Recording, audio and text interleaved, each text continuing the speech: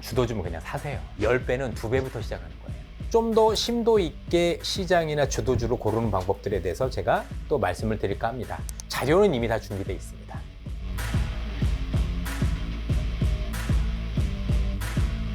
리치고의 김기원 대표님 오랜만에 나오셨습니다. 네, 안녕하세요. 반갑습니다. 잘 지내셨습니까? 네네. 특히 그 부동산 시장에서 뭔가 보시는 네. 변화? 네. 중요한 포인트가 생겼다고 그래서 네. 모셨습니다. 아, 네. 굉장히 지금 예. 중요한 변화가 나타나고 있죠. 그래요? 네. 그 제가 알고 있는 상식선까지는 네. 서울과 지방 너무 양극화되고 있고 너무 양극화되고 있죠. 서울에는 뭐 공급도 없고 네. 막 이렇게는 알고 있는데 네. 어떤 포인트인지 한번 들어볼까요? 네. 그래서 이제는 이게 세상이 돌고 돌거든요. 예. 지금은 보시면 요게 이제 지난 2년 동안에 예. 인구 15만 이상의 이제 시군구별 상승률 순위입니다. 매매가 상승률 순위. 네. 근데 보시면 어때요? 1등부터 10등까지 다 누구예요? 서울 강남. 전부 다 서울이고 네. 1등, 2등이 이제 서초구랑 강남구입니다. 네. 그래서 이제 많은 분들이 이제 전부 다 서울, 그 중에서도 고가 시장만 지금 그렇죠. 계속해서 더 올라갈 거라고 얘기를 하고 있거든요. 양극화, 초양극화. 맞습니다. 네. 그런데 저는 이제 부동산 시장을 데이터로 지금 연구한 지만 지금 10년이 넘었잖아요. 네. 그리고 실전 투자도 제가 많이 해봤고, 그런데 이제 과연 지금의 대장인 고가 아파트 시장이 영원히 지금 계속 이렇게 올라갈 거냐라고 봤을 때 저는 그렇진 않을 것 같다. 그리고 실제로 불과 우리가 몇 년 전 코로나 때도 부동산 가격이 많이 올랐잖아요. 많이 올랐죠. 근데 그때 2년 동안은 어디 지역이 많이 올랐을 것 같아요? 전반적으로 오르긴 올랐습니다만 네. 특히 많이 오른 지역이요? 네. 그때 세종이었나? 네, 그때 데이터로 제가 보여드릴게요. 요게 이제 왼쪽에 이제 리치고 시세고, 네. 요게 이제 KB부동산 지수 데이터고, 요게 한국부동산은 지수 데이터거든요. 네. 그런데 보시면 1등부터 제가 20등까지 제가 가져왔는데, 보시면, 네. 1등부터 20등 중에 서울이 거의 없습니다. 전부 다 경기도, 인천, 부산, 강원, 뭐 제주, 여기서도 보시면 서울 딱 하는데 노원구 하나 있습니다. 저기 2020년 2월부터 2년 동안 맞습니다. 예. 여기도 보시면 인천, 영수, 우왕시. 그래서 이때는 또 경기도나 일부 지방이, 그러니까 고가 시장은 별로 상승을 못했고, 나머지 지역들이 훨씬 더 상승을 많이 했습니다. 그리고 상승률도 보시면, 안산시 상록구나 이런 데 95%, 오산시 89% 이렇게 올랐잖아요. 근데 최근에 지금 많이 강남이 올랐다라고 하는데, 그래봐야 지금 41%, 38% 정도입니다. 이게 실거래가 기준이고 리치고로 만든 거고. 네. 예, 그래서 그런데 이제 워낙 고가 시장이다 보니까 뭐 20억짜리가 40% 오르면 8억이 오르는 거잖아요. 예.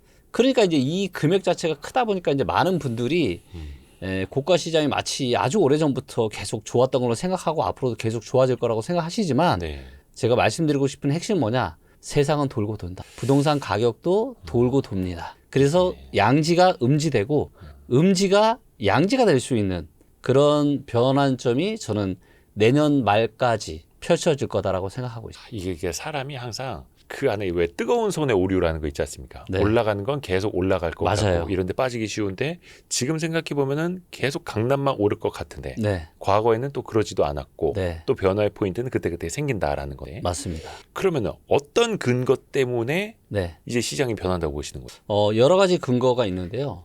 일단 많은 분들이 얘기하시는 것처럼 공급이 분명히 작아요. 분명히 작습니다. 특히 서울은. 네, 근데 이런 거죠. 저는 이제 부동산 투자를 할 때 네. 어떤 투자를 하면 저는 육각형 부동산 투자를 합니다. 육각형. 예, 그러니까 예를 들면 그게 왜 그 축구 선수들 뭐 이렇게 스탯 정리할 때처럼. 맞습니다. 스탯 정리하는 네. 것처럼. 예. 그리고 이제 요즘에 이제 유튜버에서 이렇게 네. 육각형 남자 또 이야기들이 많잖아요. 외모, 집안, 성격, 뭐 직업, 자산. 그렇죠. 저런 남자가 있습니까? 없죠. 현실에서는 없죠. 네. 그리고 중요한 거는 이런 남자를 바라는 이런 남자가 있으면 이런 남자는 어떤 여자를 바랄까요? 더 높은 여자 보겠죠. 아, 그렇죠. 눈 더 높겠죠. 맞습니다. 예. 자, 그런데 이거는 현실이 없죠. 네. 그런데 부동산은요. 차은우 하나 있겠다. 저는. 아, 참. 자, 그런데 부동산은 육각형 부동산이 있습니다. 부동산계의 차은우. 네, 기다리면 같은 되는 집. 거죠. 그러니까 이런 거예요. 주식이나 부동산이나 투자의 핵심은 뭐냐? 지역 선정과 타이밍이라고 생각합니다. 주식으로 따지면 내가 어떤 섹터를 살 건지, 어떤 종목을 살 건지 이게 네. 정말로 중요하고 그리고 언제 사고 팔 건지가 너무 중요하잖아요. 네네네. 그렇죠? 네. 예를 들어서 이런 거예요. 주식 같은 경우도 테마가 있잖아요. 예. 어떨 때는 2차 전지가 좋았고 뭐 최근 같은 경우 조선주나 뭐 방산 이런 게 또 계속 테마가 돌잖아요. 뭐 돌 수 있죠. 순환매라고도 하고. 그렇죠. 그런데 부동산도 똑같다라는 거죠. 다만 부동산도 그게 이제 길다 보니까 맞아요. 2년, 3년 사이클 안에 갇히면 그냥 그게 영원할 것 같은데. 그렇죠. 그래서 저는 제가 이 리치고를 제가 만든 게 물론 사업 때문에 제가 한 게 아니라 네. 제가 제 부동산 투자를 잘하고 싶어서 리치고를 만들어 왔고 제가 2020년 2월 달에 제 마지막 실전 부동산 매수였거든요. 2020년이요? 2020년 2월 달. 그때 평택 고덕에 두 채 산 게 제 마지막 매수였어요. 예, 예, 예. 그리고 그 이후부터는 특히 21년 10월 달부터는 제가 10년에 한 번 올까 말까 매도 기회가 왔다고 얘기했을 때 그때부터는 팔기만 했거든요. 왜 그랬냐면 육각형 부동산이 없었기 때문에. 그런데 이제 육각형 부동산이 이제 슬슬 나타나기 시작했습니다. 근데 거기에 또 중요한 거는 가격이었으니 네. 저렴한 가격까지 기다려야 했고 맞습니다. 아무리 좋은 부동산이라도 뭐 100억, 200억 하면은 사실 그 육각형에서 가격이라는 건 이제 빠져버릴 수밖에 없는 맞습니다. 거니까. 물론 100억, 200억짜리는 이제 다른 세상 이야기긴 그렇죠. 합니다만. 그래서 이제 특히 이제 수요 데이터, 공급 데이터, 그리고 호재 이런 것들이 있으면 부동산으로 따지면 육각형 부동산인 거거든요. 그래서 이런 육각형 부동산을 제가 드디어 5년 넘게 만에 네. 매수를 지금 다시 시작을 했습니다. 그래서 올해 4월 달에 제가 한 채를 샀고, 예. 그다음 올해 8월 달에 또 한 채를 샀고요.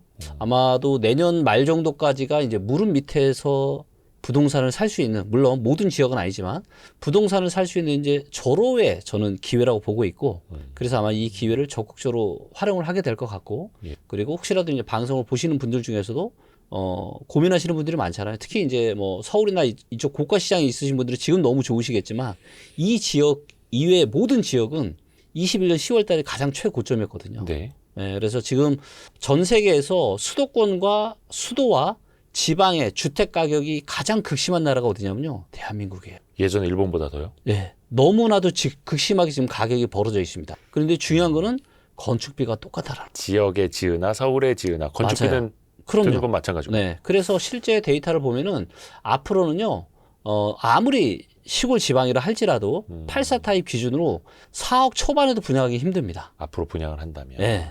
그러니까 그 건축비보다 더 싸게 분양할 수는 없는 거니까. 맞습니다. 그러면 그 말인 즉슨 기존 기성주택도 그 이상의 가치를 받을 수밖에 없다라는 거예요. 맞아요. 그래서 여러 가지 이유가 있는데 일단 제가 왜 기회가 일단은 상당수 지역들은 그동안 너무 많이 내려서 본질적인 가치 대비해서 매우 저평가되어 있습니다. 그런데 공급이 매우 작아요. 네. 그리고 이 지역은 그동안 분위기가 안 좋았기 때문에 앞으로 공급이 더 없을 겁니다. 그런데 진짜 심각한 문제는 뭐냐? 앞으로요, 지방이라 할지라도요, 공사비가 최소한 15에서 많게는 20% 이상 더 올라가게 생겼어요. 더 올라요? 더 올라가게 생겼어요. 그래서 원자재 가격은 조금 낮아졌다는데. 네, 그래서 그래도요. 이거를 제가 예. 데이터를 가지고 제가 잠깐 설명을 좀 드려볼게요. 예. 공사비가 앞으로 더 오를 수 있다. 자, 요게 지금 공사비 데이터입니다. 요게 건설 공사비 지수라고 하는 데이터고요. 저게 언제부터죠? 요게 2016년부터의 데이터입니다. 근데 이제 보시는 것처럼 요때 2020년 가을부터 코로나 22년 가을 코로나 약간 지나거나 공급망 충격이 올 때부터 이때 한 20% 이상 올랐어요. 25% 올랐습니다. 그래서 최근 5년 동안요, 공사비가 30% 이상 올랐습니다. 네. 네, 그러면은 공사비가 이렇게 오르면은 아파트 가격이 5년 전 대비해서 한 몇 퍼센트 올라야 될까요? 저거보다 훨씬 더 많이 올리겠죠. 그렇죠. 마진도 붙이니까. 한 그래도 저 정도는 올라야 되겠죠. 최소 30%. 네. 근데 이제 아까도 보셨지만 서울이나 고가 지역은 저 이상 오른 지역이 많은데 네, 네, 네. 지방은요, 경기도 일부와 거의 대다수의 지방은 지금 정체돼 있거나 더 떨어지거나. 다 떨어졌습니다. 정체가 아니라 다 떨어졌어요. 네. 그래서 이게 향후 공급이 더 쉽지 않습니다. 왜? 가격이 낮아져 있으니까 공급을 하려면 공사비는 비싼데 물건을 지금 비싸게 팔아야 되잖아요. 그렇죠. 근데 비싸게 팔리지 않는 시장이다 보니까 공급이 작은 거죠. 땅값도 있고 건축비도 있는데 네. 주변 시세는 낮아져 있으니 네. 주변 시세보다 더 높게 분양을 하면 경기도 안 좋은데 잘 안 팔리고 맞습니다. 그렇다고 해서 뭐 건설사들이 손해 보면서 분양할 리는 없고 네. 그러면 이제 공급이 더 줄어들고 그렇죠. 자, 그러면 지금 현재 상황으로 공급이 얼마나 작은지를 또 데이터로 한번 보여드릴게요. 이 데이터를 보시면은 40년 만에 사상 최악의 공급 절벽이 지금 확정입니다. 앞으로 3년 동안. 예. 요 막대 그래프 하나가 이제 매년 공급되는 대한민국 아파트 숫자거든요. 연간으로요. 연간. 이제 보시는 것처럼 요때 이제 2010년대 초반에 이제 공급이 매우 작았었고요. 네. 그 다음에 이제 2026년, 27년, 28년 3년 연속 보시는 것처럼 공급이 상당히 작습니다. 자, 그런데 이렇게 공급이 작은 일이 왜 이렇게 반복이 되냐면 이유가 있습니다. 부동산 시장에 큰 충격이 올 때마다 그 충격이 오고 나서 한 3년 정도가 지나면 3년에서 4년 사이 그때부터 공급이 줄어듭니다. 왜냐하면 부동산 시장에 큰 충격이 오면은 건설사나 일단 아파트를 짓는 이 사업 주체들이 망해요. 위축되죠. 그렇죠. 그래서 보통 우리가 공사 시작하고 아파트가 공급되는데 3년에서 4년 정도 걸리거든요. 네. 그래서 이때도 보시면 금융위기가 2008년에 터졌잖아요. 네. 그럼 이때부터 3년을 더하면 2011년입니다. 아, 시차를 그래서 두고. 11년부터 12, 13, 14년 계속 공급이 작았던 거고요. 저 입주 기준이에요? 맞습니다. 입주 기준입니다.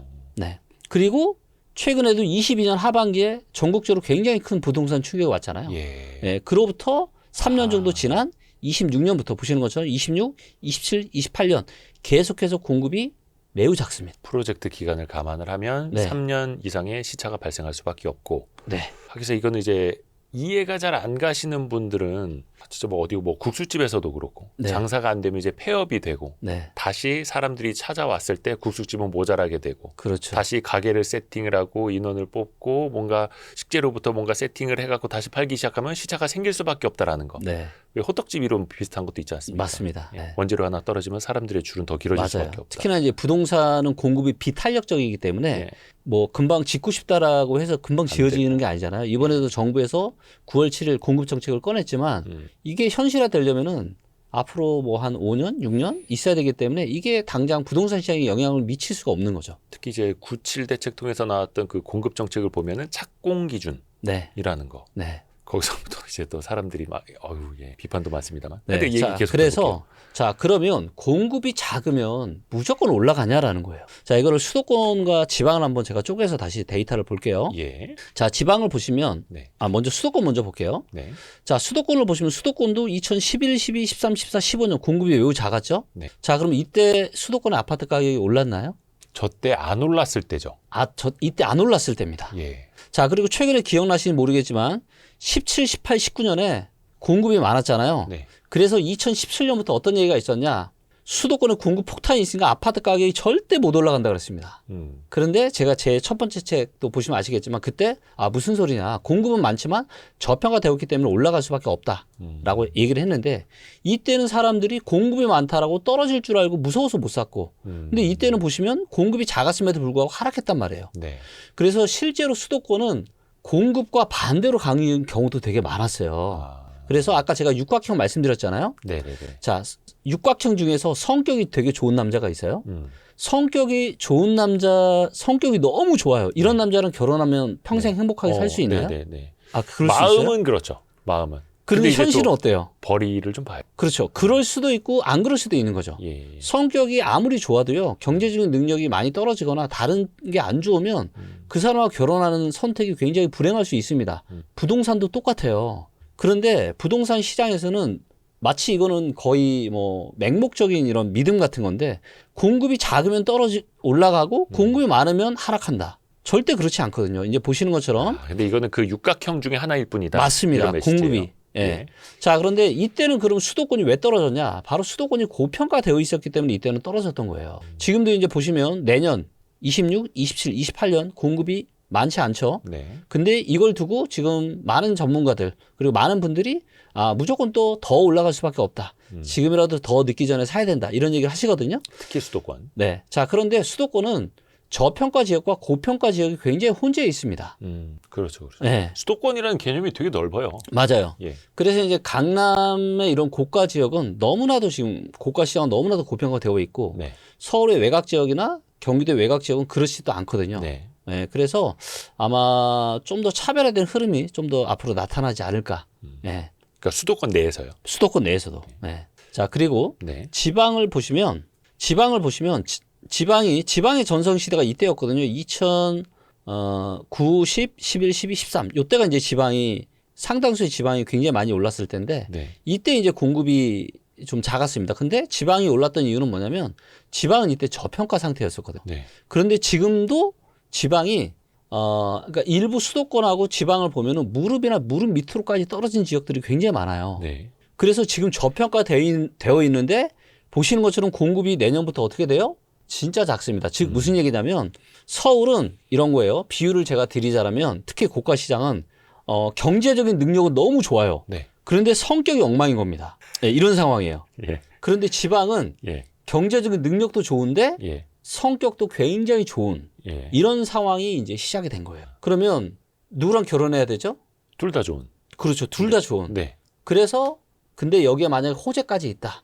그럼 이제 더 좋은 거죠. 그래서 이제 저는 그런 지역들의 부동산을 저는 이제 조금씩 지금 매수를 다시 시작을 해 나가기 시작을 했고요. 오. 자, 그리고 이제 이와 더불어서 제가 오늘의 사실 얘기 드리고 싶은 핵심은 뭐냐면 우리가 투자를 예. 무릎 밑이 있고 허리가 있고 어깨 위에가 있어요. 네. 근데 투자 격언에서 항상 이야기하잖아요. 네. 언제 매수하라고 하죠? 무릎에 사서 어깨에 팔아라. 맞습니다. 예. 무릎에 사야 되잖아요. 네. 자, 그래서 무릎에 부동산을 살 수 있는 마지막 시기가 언제냐? 내년 연말까지라고 생각합니다. 26년 말까지요? 예, 모든 지역은 아니고요. 경기도 수도권 일부와 상당수의 지방 지역들은 무릎 밑에서 살 수 있는 마지막 시기가 내년 연말까지라고 생각합니다. 경기도 일부와 지방 일부 지역이요? 네, 수도권 일부와 지방의 상당수 지역들. 아. 네, 지방은 정말 뭐 너무 저평가된 지역들이 많아서요. 물론 이제 무릎이라는 것도 내려가는 무릎이 있고 올라오는 무릎이 있는데 아, 네, 정확하시네요. 지금은 그러면 내려가는 무릎입니다. 이 부분도 제가 좀 이따 일단 얘기를 할게요. 그러니까 25년 하반기 기준으로는 내려가는 무릎. 맞아요. 자, 그런데 왜 제가 내년 말까지 무릎이고 그 안에 내 집 마련이나 부동산 투자를 그 지역들에 해야 되냐고 제가 말씀을 드리냐면 네. 또 하나의 이유는 이제 보시는 것처럼 전세 매물입니다. 전세 매물이 보시는 것처럼 계속해서 지금 감소를 하고 있거든요. 예. 네, 그래서 이 데이터는 이제 21년 초반부터 만들어진 데이터인데 전세 매물이 지속적으로 지금 감소를 하고 있어요. 네. 자, 그런데 그 얘기는 지금 전세가 공급이 별로 없다는 얘기인데 예. 문제는 바로 이겁니다. 지금 전세 시장이 굉장히 뜨거워요. 예. 예. 이 데이터는 뭐냐면 전세 수급이라고 하는 데이터인데요. 이게 Y축이 전세 수급입니다. 네. 이 세로축. 그래서 100보다 높으면 전세 공급보다 전세 수요가 많은 거예요. 자, 근데 지금 가장 낮은 지역도 대구인데 135 정도 되거든요. 네. 이야기는 무슨 얘기냐면 전세 공급보다 전세 수요가 35% 정도 많다라고 생각하시면 돼요. 네. 자, 근데 이게 한 2년 전인 23년만 하더라도 100 밑에인 지역이 대다수였습니다. 즉 전국의 전세가 시장이 수요보다 공급이 훨씬 더 많았어요. 그래서 전세 시장이 안 좋았는데 이게 지금은 25년 9월 달 기준으로는요. 전국의 모든 지역이 130이 다 넘어요. 그런데 지금 전세 매물 감소하고 있죠. 그리고 내년부터는 공급이 확실하게 줄어들죠. 네. 그래서 뭐예요? 전세 가격이 올라갈 수밖에 없고 이 전세 가격이 매매 가격을 밀어오는 일들이 이제 내년부터 발생을 하게 될 겁니다. 전세 가격이 올라갈 수밖에 없는 환경. 네. 근데 요즘에는 이제 전세도 좀 드물어지고 거의 월세로 넘어가잖아요. 아, 또 전세 대출도 조금 더 빡빡해지고 있고. 맞습니다. 그렇긴 한데 예. 그래도 이제 지방은 상대적으로 가격이 저렴하다 보니까 그리고 최근에 나온 6월 27일부터 해서 예. 9월 7일 부동산 대책 전부 다 어디를 겨냥한 거죠? 서울. 전부 다 서울과 수도권만 겨냥한 겁니다. 예. 지방은 여기에서 다 빠져 있어요. 그래서 그런 규제로부터도 또 빠져 있는 부분들이 굉장히 이제 또 내 집 마련하기에 좋은 부분이고요. 자, 그리고 이제 근데 이제 문제는 네. 이렇게 지금 전세도 없고 앞으로 공급 물량도 없고 전세 수급은 지금 되게 따끈따끈한 시장이고 네. 그런데 진짜 심각한 문제는 이제는 분양가가 앞으로 훨씬 더 많이 올라갈 거라. 앞에서 말씀하신 건축비 때문에요. 맞아요. 그래서 이게 최근에 이슈가 두 가지가 더 생겼습니다. 그 중에 하나가 뭐냐면 바로 요 제로 에너지 규제입니다. 제로 에너지 규제로 인해서 이게 6월 30일 사업계획 승인 신청부부터 이게 적용이 되는 거거든요. 재건축도요. 네. 그래서 고성능 단열재, 이중 창호, 친재생 에너지 설비 이게 전부 다 설치가 되어야 필수화 된다. 됐습니다. 건축비 올라가는 소리네요. 맞아요. 그래서 요것 때문에 최대 얼마까지 올라갈 수 있냐? 최대 8%. 아마도 이것 때문에 한 5에서 8% 정도는 공사비가 올라갈 거예요. 이게 뭐 식품 가격 8% 올라가는 것도 체감이 많이 되는데 네. 공사비는 엄청 비싼 데다가 거기서 8% 더. 맞습니다. 안 그래도 물가 상승으로 해서 공사비는 올라가는데 거기에 추가로 이게 올라가는 거죠. 네. 자, 여기에 이제 노란봉투법이 또 통과가 됐잖아요. 아하. 자, 그래서 이로 인해서 저도 이제 우리 대표님께서 그 노란봉투 관련해서 영상 예. 제가 정말 감명 깊게 너무 잘 봤습니다. 아유, 감사합니다. 와, 어쩜 이렇게 정말 말씀을 이 중립을 지키면서 너무 잘하실까. 예. 야식 잡설. 예, 야식. 지금도 보실 수 있습니다. 예, 예. 네. 자, 그런데 이로 인해서 최근에도 지금 대우건설이 지금 전국의 공사가 다 중단됐습니다. 뭐 협력사 때문에. 네, 그렇죠. 또 이런저런 문제가 생기고 하다 보니까 그래서 현장이 중단되는 이런 일들이 이제 비일비재하게 일어날 거고요. 아. 이로 인해서 공사비와 금융 비용이 계속 증가할 겁니다. 그리고 이제 분양가가 당연히 상승을 하겠죠. 그러니까 공사 기간이 지연될수록 그만큼의 이자 비용, 맞습니다. 예, 조달된 금융에 대한 이자 비용이 높아지니까. 네네. 두 가지가 있을 것 같은데 노동 분쟁 비용도 있고 예. 또 이제는 사고가 나면 안 되잖아요. 그렇기 때문에 최대한 공사를 천천히 할 수밖에 없죠. 그러니까 그 산업재해 뭐 기존에도 당연히 일어났으면 안 되는 거였지만 이제는 처벌을 더 강력하게 하고 단속을 더 강력히 하니까 당연히 안전에다 무게를 둬야 하는데 그만큼이 또 시간이고 비용이니 맞아요. 그게 또 결국에는 분양가로 전이가 된다는 거죠. 그렇죠. 그리고 건설회사 입장, 사업 주체 입장에서는 사업성이 어정쩡한 곳들이 있잖아요. 그런 데는 이제 아예 안 할 거예요. 사업성이 확실하게 좀, 즉 지금 뜨거운 지역 이런 데 아니고서는 아마 신규로 공급하기가 굉장히 쉽지 않은 상황입니다. 그 말씀인 즉슨 공급이 더 늘어나기도 힘들고 네. 공급을 한다고 해도 분양가는 올라갈 수밖에 없고. 네, 그렇죠. 자, 그러면 이로 인해서 이제 얼마나 분양가가 올라갈 수 있냐, 노란봉투법으로 인해서 네. 이걸 또 제가 챗 GPT랑 같이 분석을 좀 해봤는데 네네네. 시나리오가 크게 세 가지 정도가 있습니다. 그래서 지금 세대당 공사비가 평당 84 타입 기준으로 800에서 한 1000만 원 정도 합니다. 네. 근데 아무리 못해도 한 850 정도는 할 거예요. 예. 요걸 기준으로 제가 했고요. 그래서 이제 임금 단순 보전이나 일부 복지 개선에서 한 5% 올라가는 시나리오. 네. 그다음에 임금이 인상되고 공기 지원, 그다음에 금융 비용 일부 반영하는 거. 그래서 확률적으로 이제 가장 유력한 시나리오. 요게 한 10% 인상되는 거고요. 근데 만약에 대형 파업이나 현장 봉쇄, 연쇄 교섭, 장기 지연이 된다. 그러면 이제 공사비가 15에서 20% 정도까지 올라갈 수 있다. 저건 이제 지금부터 추가로. 맞습니다. 근데 중간값이 10%. 네. 그래서 요 확률이 제일 높은데, 자, 그러면 이로 인해서 그럼 84 타입 아파트의 평당 공사비만 어떻게 되느냐? 2억 3천 정도 됩니다. 요거만. 국평 기준으로 2.3억이 올라간다. 아니요, 2점 올라가는 게 아니라 예. 공사비만 2억 3천이 든다는 얘기죠. 아, 현재 수준으로? 맞습니다. 저는 전국 평균으로 보면 돼요? 예, 전국, 왜냐하면 공사비는 거의 다 똑같거든요. 자재를 얼마나 좋게 쓰냐, 안 좋게 쓰냐의 그 차이고. 차이인데, 그래서 제가 평당 공사비를 850만 원으로 제가 잡았거든요. 아하. 자, 그러면, 어. 아무리 지방 같은 경우도 공사비가 차지하는 비중이 40, 50% 정도 되거든요. 예. 그러면 이제 4억 초반에서 4억 중반도 이제 분양하기가 그 가격에도 분양하기가 쉽지 않다는. 건설사로 따지면 그게 그냥 원가다. 네. 최소한에. 그렇죠. 거기다 마진 좀 붙이고 하면은 최소한 그렇죠. 5억 이하 분양가는 나오기 힘들다. 네, 국평 쉽지 기준으로. 않습니다. 네, 그래서 그게 전국 어디가 됐든. 그렇죠. 그나마 이제 4억 중반대는 뭐 어떻게든 가능하겠지만 이게 이제 그 밑으로는 이제 거의 쉽지 않다라는 거죠. 그렇죠. 뭐 예를 들어서 건설사 입장에서 아주 오래전에 싸게 사놓은 땅이라면은 그나마 싸게 분양할 수 있겠지만 네, 또 사실은 그만큼 금융 비용이 계속 붙었을 테고 맞습니다. 이걸 반영하려고 할 테고. 그렇죠. 더군다나 지금은 또 지방은 내려가는 무릎이기 때문에 네. 그래서 또 하기가 쉽지가 않은 거예요. 자, 그래서 이거를 종합 정리를 한번 해보면은 요게 이제 25년 동안에 이제 건설 공사비 지수 데이터입니다. 네. 이제 보시는 것처럼 이제 금융위기 때 굉장히 공사비가 크게 한번 올랐고요. 그 다음에 이제 코로나 시기에 굉장히 또 공사비가 많이 올랐고. 그런데 지금도 계속 조금씩 물가 상승이 올라오고 있는데 이 제로 에너지 규제와 노란 봉투법 때문에 공사비가 이제 추가로 더 올라가는 이런 일들이 펼쳐지게 될 거고. 그래서 신축에 대한 시소성은 계속 더 있을 수밖에 없고.